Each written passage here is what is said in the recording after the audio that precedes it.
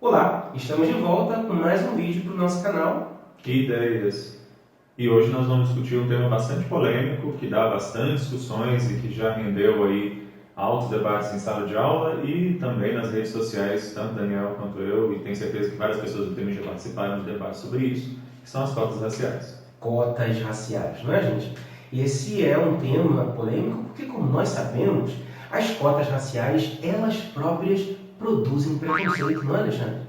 Ou então que no final das contas só deveriam haver cotas para pessoas pobres, porque você pode ter pessoas de várias cores que são pobres e de alguma maneira você cairia um privilégio para uma pessoa negra rica que poderia ser beneficiada pela cota. E as cotas, elas mostram que os cotistas negros, indígenas, eles são incapazes, eles não têm capacidade e competência para chegarem lá sozinhos. E que por causa disso você vai obviamente diminuir o nível da educação, porque afinal de contas eles vão competir com pessoas que estudaram em escolas melhores e vão ter que nivelar por baixo. Ou as próprias cotas, como a gente sabe, elas são preconceituosas. Afinal de contas, elas distinguem negros brancos, brancos indígenas. O que pelo menos as cotas elas não vão acabar com o racismo, aliás, ao contrário, eventualmente elas podem até aumentar o racismo, o sentimento de ódio entre raças, já que vou colocar uma luz aí sobre a diferença de raça das pessoas, coisa que nunca Não Brasil. existe, exatamente. Enfim, vamos discutir se esses argumentos eles são verdadeiros e se eles correspondem mesmo a problemas reais relacionados às cotas raciais. É sobre isso que nós vamos discutir hoje aqui então no canal Ideias.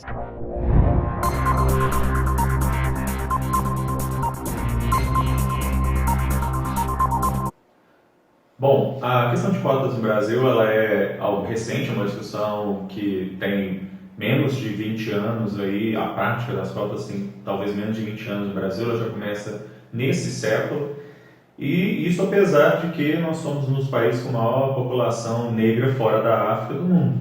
É que a política de ações afirmativas, ela, apesar de ser nova no Brasil, como eu estou dizendo, ela é algo bastante antigo no resto do mundo. Nos Estados Unidos, essa é uma política que já começa na segunda metade do século passado, com ações na Suprema Corte dos Estados Unidos. Ou seja, para começar, isso não é um tema recente, né? Não é nenhuma inovação de nenhum governo especificamente aqui no Brasil que inventou do nada um tema que está desconectado, né, com a história das políticas públicas. Pois é, a política de cota não é nenhuma jabuticaba. Exatamente. Tá certo.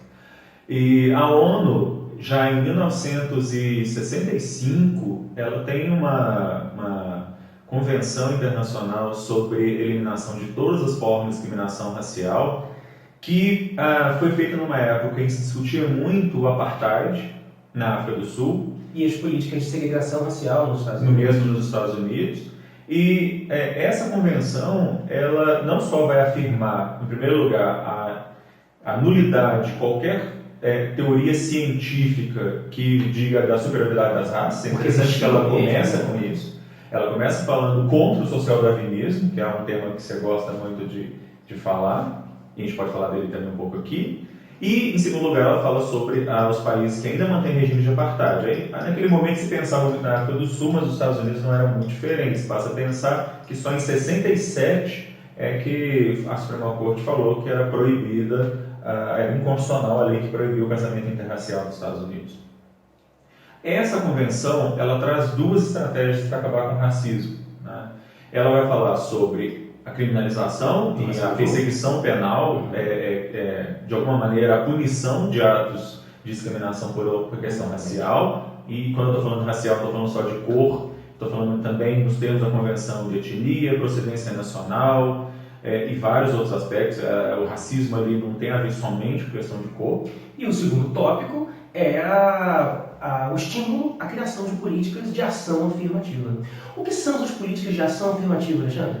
Pois é, ela vai dizer na convenção mesmo, lá em 67, 65, e o Brasil assinou essa convenção em 69, ela vai dizer que as ações afirmativas são medidas de discriminação positiva, ou seja, é uma medida em que o direito de igualdade é tratado não de forma isonômica, não para promover isonomia como se todos fossem iguais perante a lei, ao contrário, eu estou enxergando que existem problemas e eu estou atuando em cima desse problema. mais uma vez, a questão da igualdade é algo bem mais complexo do que a isonomia. E é interessante lembrar, né, que essa questão de discriminação positiva, como o Alexandre está colocando, já começa a enfrentar um dos primeiros argumentos, que é que as cotas elas são discriminatórias. São, são, mas são em outra dimensão, não na dimensão de uma discriminação que ofenda, que diminua ou que retire do outro a sua capacidade, a sua integridade, a sua honra, os seus direitos. Ao contrário, a discriminação positiva, como colocada pelo Alexandre, é a ideia de que eu vou fazer uma separação em termos de políticas públicas, para focar em determinados grupos, aqueles grupos vulneráveis, né, minorias étnico-raciais, que são o que nós estamos discutindo nesse vídeo, para que, uma vez que haja, e há na prática, né, uma discriminação social acontecendo na história de um povo, então eu vou pegar esse grupo, né, que é considerado, que é sabido historicamente como vítima de preconceito e discriminação, então nós vamos fazer uma política de ação afirmativa, ou seja, nós vamos afirmá-los no sentido de buscar gerar igualdade. Igualdade material. Ou seja, aquela igualdade formal lá do século XIX não é suficiente, e por isso, então, desde o século XX, que nós, então, conhecemos a ideia de igualdade material. Né? Que é importante, então, a gente ter isso bem claro, porque de vez em quando a gente fala que essa política, algumas pessoas vão dizer que essa política ela é discriminatória, ou que ela viola a igualdade. Bom, ela não viola a igualdade se nós estivermos depois do século XX. Se estiver no século XIX, você podia até falar. Né? A ação afirmativa, então, ela é uma ação que vai ser provisória, ela tem um conteúdo reparatório. É muito importante esse ponto destacado pelo Alexandre. As cotas raciais são pensadas como uma política pública provisória. Não é uma meta de ser constantemente por todas as gerações. Tem por objetivo diminuir as desigualdades materiais, colocado como o Alexandre falou, de diminuir a desigualdade material provocada pelo racismo. Isso, e aí, sendo temporária e focando numa discriminação histórica, como o Daniel falou, e visando, portanto, uma população que, de alguma maneira, foi vitimizada no passado, foi subalternizada no passado, essa é uma política que faz sentido em vários países. Será que ela faz sentido no Brasil? Pois, essa é a grande questão. A principal linha argumentativa que questiona as cotas raciais no Brasil parte do pressuposto, ainda que inconscientemente muitas vezes, de que o problema social brasileiro não está marcado pelo racismo. Então, a maior parte das argumentações aponta que o problema social no Brasil é a pobreza. Nesse sentido, faria mesmo, seria lógico imaginarmos que as cotas raciais deveriam ser apenas para pobres, aquelas pessoas que têm menos acesso à educação, à escolaridade, a emprego, etc. O problema é que esse é um problema. Outro problema é o problema das desigualdades sociais, econômicas, materiais, simbólicas e tantas outras provocadas pelo racismo. Veja bem, política pública pressupõe ações pontuais, ações específicas para combater determinados problemas ou problemáticas sociais. Se eu tenho um problema de violência contra a mulher, eu preciso criar políticas públicas voltadas para as mulheres. Se eu tenho um problema de pobreza, eu preciso criar políticas públicas voltadas para o combate à pobreza. Se eu tenho um problema de racismo e desigualdade econômica provocada pelo racismo, eu tenho que criar políticas públicas focadas na questão racial. Esse é o problema. Aquele argumento que diz que nós devemos focar nos pobres, as cotas deveriam focar nos pobres, ele está baseado no pressuposto de que não existe racismo no Brasil, que o problema é apenas a pobreza. E isso é fato falso, né? Não é verdadeiro. Uma vez que os dados mostram o que em relação a racismo no Brasil, Alexandre? É claro, as cotas também falam, inclusive, as cotas no Brasil também pegam pessoas que estudaram em escola pública. Também, ainda tem essa dimensão. Ela não se dirige somente a pessoas por questões de cor ou raça. Agora, com relação à questão de discriminação, desigualdade econômica com relação à cor, e a gente vai colocar esses dados aí na descrição do vídeo, você tem várias pesquisas do IBGE, de IESE, qualquer pesquisa minimamente séria feita no Brasil aponta que pessoas, por causa da sua cor, raça, procedência, etnia, etc., sofrem discriminação no Brasil. Homens negros e mulheres negras, principalmente, têm menor escolaridade, menor renda, menor acesso à saúde, inclusive. Um dado que eu vou colocar aí na descrição do vídeo que mostra que das mulheres que morrem no parto, mulheres gestantes que morrem, a maior parte delas são negras. Isso não é coincidência. Entre mulheres pobres, brancas e negras, na gestação, mulheres negras morrem mais, ganham menos, estudam menos, têm menor acesso, e esses dados, a partir dessa constelação de dados, não é de achismo, não é de ideologia, é que então a ONU, os Estados Unidos, vários países da Europa, todos os países do mundo... A academia, de um modo geral, ciências políticas, ciências sociais, antropologia, né? Nós estamos falando de política. Essas políticas não foram criadas no gabinete de um partido político. Essas políticas são discutidas dentro do ambiente universitário, dentro do ambiente de pesquisa, da ciência, né? Nós estamos falando disso. Por quê? A comprovação estatística, científica, de que o racismo é um problema em si mesmo e causa graves problemas sociais. Ou seja, o problema da pobreza é um, o problema do racismo é outro. Logo, se nós pegarmos na prática, uma pessoa branca, pobre, ela tem mais possibilidades de ascender socialmente, materialmente no Brasil, do que uma pessoa pobre negra. Ou seja, a questão da raça, né, entre aspas, aí, sabendo que a questão de raça é um debate do século XIX, mas essa questão racial, ela é um impeditivo para o seu crescimento econômico, para o desenvolvimento, inclusive da cidadania, não somente no aspecto econômico. Então, as cotas têm que ser focadas na questão racial para combater o problema das desigualdades raciais. Isso, e de alguma maneira, elas também podem sim combater o racismo, porque a questão da visibilidade, a questão de você ter um médico negro, a questão de você ter um físico negro, a questão de você ter um advogado negro, um juiz, etc. É claro que a visibilidade importa. Importa para o branco, que vai ver e vai deixar de imaginar que é algo exótico, isso. E importa para o próprio negro, que está entrando na escola, que vai ver na televisão e vai poder se representar ali, vai poder... Que cria referências, que cria autoestima, né? Que é capaz de seguir um modelo, porque todos nós precisamos desses role models, desses padrões de referência para a gente aspirar, para a gente sonhar, para a gente, de alguma maneira, se sentir representado, se sentir capaz. Né? Nós talvez não demos tanta importância para isso, porque a branquitude brasileira ela já está tão acostumada a enxergar a normalidade de se ver representada que parece óbvio para a gente isso. Mas para os negros, para os indígenas, para todas as outras minorias étnicas, essa é uma questão profundamente complexa e dolorosa, porque não há representação social no Brasil, ou há muito baixa representação, em função de todo um processo de marginalização que impede que esses grupos ascendam os mesmos espaços de poder e de representação públicas, né, que a branquitude no Brasil possui. Eu acho que uma coisa que eu sempre falo para meus alunos basta ligar a televisão brasileira. Se você ligar a televisão brasileira, se você ligar agora não, terminei de assistir o vídeo.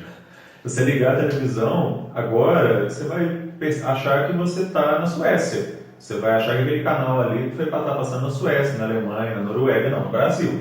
Um país que tem mais de 60% de pessoas negras e pardas, e a porcentagem na televisão ela é inversamente proporcional, totalmente proporcional. Isso não é gratuito. Não é possível que não haja bons e boas atrizes, atores, claro, apresentadores de jornal, programas de futebol, etc. Então, se há pessoas competentes, então, mais uma questão colocada no início do vídeo. A questão que as cotas afirmariam uma certa incompetência dos cotistas.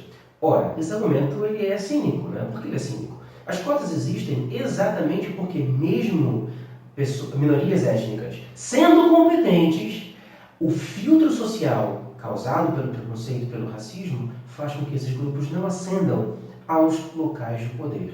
Ou seja, no momento que nós temos uma seleção de RH e o avaliador do RH ele é um racista e a probabilidade dele ser, ainda que conscientemente é grande, aquele negro, aquele indígena, ele, ainda que seja muito bom e ainda que ele tenha um currículo tantas vezes melhor do que o branco, do que o... Estou estereotipando, né? Do que o lourinho dos olhos azuis esteja lá apresentando, ele pode ser preterido em função de uma mentalidade racista. Ou seja, a questão das cotas não tem a ver com a competência dos cotistas, tem a ver com o problema da seleção prévia causada pelo racismo. Eu acho que tem alguns dados também que são legais, de algumas coisas que a gente falou no início. Todas as pesquisas mostram isso na UFMG, tem uma pesquisa muito legal sobre isso, vou colocar o link, na Unicamp, várias universidades mostram que o desempenho dos cotistas não só é padrão, mas na verdade ele é melhor. Até melhor. do que o dos não cotistas. Isso acontece em vários cursos. Esse desempenho, não só na entrada, eles entram com notas muito similares aos não cotistas, e uma vez lá dentro, a evasão escolar é muito menor dos cotistas, e as notas dos cotistas, em geral, são melhores do que a dos não cotistas. A Unicamp, por exemplo, já afirmou que o nível do ensino dela, do padrão do ensino dela, melhorou ao invés de piorar. Na verdade, não houve prejuízo, ao contrário, houve ganho. Essas pessoas entram com muita gana, porque, na verdade, elas são sobreviventes. E existe uma outra forma de ganho também. Não é somente o ganho na questão das notas, que é muito importante, é claro, mas é um ganho cultural, um ganho social, porque o convívio coletivo com a diversidade faz com que todos nós tenhamos crescimento do ponto de vista cultural mesmo, né? Lidar com a diversidade nos engrandece, é óbvio. Todas as sociedades que apresentam maior coesão social na sua diversidade são sociedades com maior índice de desenvolvimento humano. Então, o ambiente de multiplicidade étnica e cultural nas faculdades, nas universidades e mesmo nos ambientes de trabalho faz de um povo muito mais forte, muito mais coeso e muito mais democrático. E, por fim, a última pergunta, né?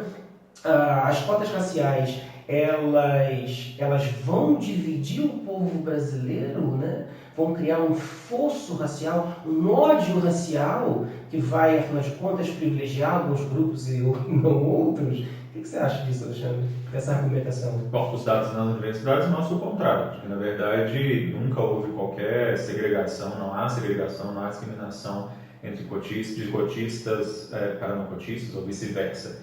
E, na verdade, essa discriminação, essa diferença já existe na sociedade. Né? Exatamente. É uma grande bobagem achar que nós somos uma grande democracia racial. Somos uma sociedade racista e esse racismo precisa ser encarado. Portanto, as cotas raciais, elas não vão criar nenhuma discriminação, elas não estão inventando nada. Na verdade, está tentando lançar luz para um problema que já existe, que é a desigualdade racial, a desigualdade étnica no Brasil. Ou seja, essa desigualdade, ela já existe, ela já é um fato. Né? Então, afirmar que as cotas raciais produziriam um preconceito beira um cinismo, talvez seja mesmo explicitamente um cinismo, de tentar negar que existe um problema racial no nosso país. Ou seja, nesse sentido, as cotas elas tentam lançar algum mecanismo na nossa sociedade de produção de coesão, né? De produção de uma sociedade mais justa, mais fraterna, de modo que todos possam ter mínimos acessos, e nós estamos falando de mínimos, né? Acessos a bens sociais e bens simbólicos, porque muitas vezes a nossa classe média alta, branca, pode achar que não tem acessos, não tem suas próprias cotas, né? E tem ou não tem, Alexandre? O tempo todo, né? Essa pessoa que critica as cotas por dizer que isso seria, na verdade, um privilégio, será que ela realmente fez por merecer tudo que ela conseguiu? Será que ela realmente chegou onde ela está pelo seu próprio esforço? Ou seja, essa pessoa que diz, né, que chegou lá por próprio esforço ser um tipo de cota, né, provavelmente estava no meio da selva, era nu, um tacape na mão, um tacape que ele fez com um tronco de árvore sozinho, e ele foi desbravando a vida, seguindo em frente, sendo um grande empresário ao final da vida, né? Ou não, provavelmente ele recebeu, será que ele, ao contrário, recebeu vacinas, remédios, médico, escola, iogurte, carne e tantas outras coisas. Mesada do pai, cursinho de inglês pago pela mãe. Disney, viagem para a Europa, né, apoio psicológico, enfim, todos nós precisamos de apoios ao longo de nossa vida para chegarmos a conquistarmos o nosso espaço. E alguns têm menos, outros têm mais. Então, que políticas de ações afirmativas, como temos o exemplo das cotas, entre outras, né, são apenas mais uma possibilidade de nós levarmos acesso a todas as pessoas, para que todas as pessoas possam lutar e chegar a conquistar os seus espaços de sucesso, de realização pessoal e construir uma cidade mais pujante para todos nós. Esse é um ganho coletivo, não somente para os cotistas, mas para todos nós. Bom, é isso. A questão das cotas é polêmica, certamente vai ter muita gente aí discordando da gente, a gente conhece um pouquinho, a gente tentou levantar alguns argumentos de forma irônica lá no início do vídeo, né? E eu acho que ficou claro isso durante o vídeo, né? Mas é uma questão que levanta uma série de problemas, uma série de discussões. Se você gostou do vídeo, curta, compartilhe, assine o canal e mantenha aí ligado que a gente vai apresentar novos vídeos a partir da semana que vem. Tá.